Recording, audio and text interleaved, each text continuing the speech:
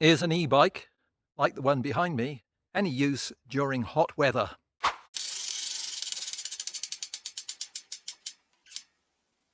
It's a very hot day today.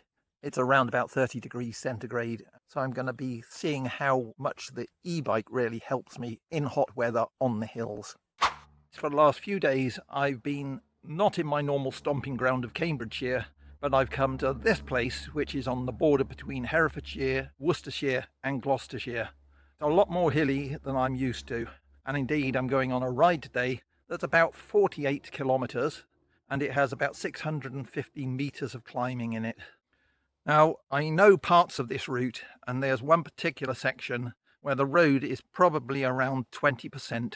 Now, on a road like that, I would normally struggle on an acoustic bike. However, as I'm on my e-bike, I want to see how that eases my climb, and in particular, how much will or won't I suffer with the heat going up that hill. Okay, it's time to get out of this shade now and go out into the sunshine. I was just passing the Western Cider Factory, and they happen to have a restaurant and cafe here, so I thought I'd just stop. Might as well give you a quick update on my progress. I'm just about halfway through the ride in terms of distance, but only about a quarter of the climbing. I've just finished the first climb. It was around about 80 meters total ascent, and now I'm rewarded by this lovely view. This is a beautiful little road running next to the River Wye. I'm just about to go up the steepest hill of today. Unfortunately, you can't see much of it from here, and I won't be able to film going up it because I only have my phone camera and I can't hold it while I'm riding up such a steep hill. This hill makes me a bit nervous, not only because it's quite steep, but the road surface is actually quite rough too, and therefore it's going to be quite challenging. I think I'll turn up the e-bike to level 3 or level 4. I'll see you at the top. Okay, I made it up the hill.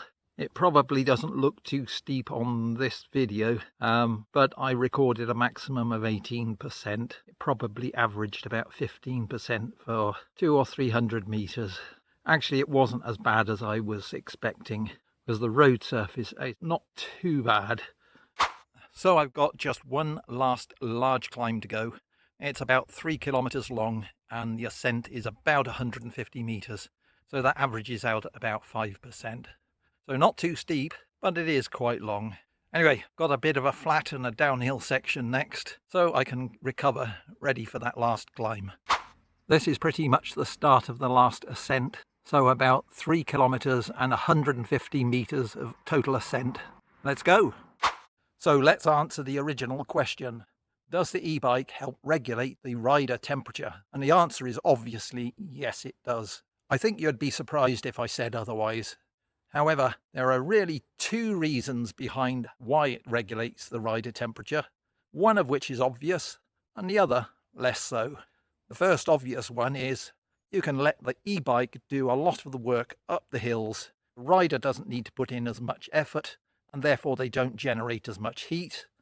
However, if you still decide to put in a lot of effort going up the hills, and let the e-bike supplement your effort, you can still be cooler. And that's because the e-bike helps you go up the hill that much faster, and therefore you get the effect of the cooling breeze as you move through the air. So there are those two reasons why the e-bike can help keep you cool. First of all, you don't have to put in as much effort, but if you do, then you go up the hills faster and you get the effect of the cooling breeze as you move through the air. Therefore, both of those effects can help keep you cooler on an e-bike over a regular bike. And indeed, I've found that second effect to be actually quite significant. I've found it quite useful to go up the hills, putting in quite a lot of effort, and therefore use my movement through the air to help keep me cool.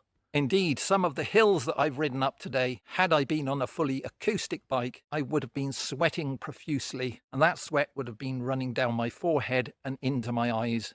Not only is that uncomfortable, but it can be quite disconcerting in that it affects my eyesight. Therefore, using the e-bike can actually be quite useful even on a hot day, even if you're putting in the same amount of effort going up the hills as you would on an acoustic bike. Anyway, I hope you found these little insights useful. If you did, please give the video a thumbs up and consider subscribing.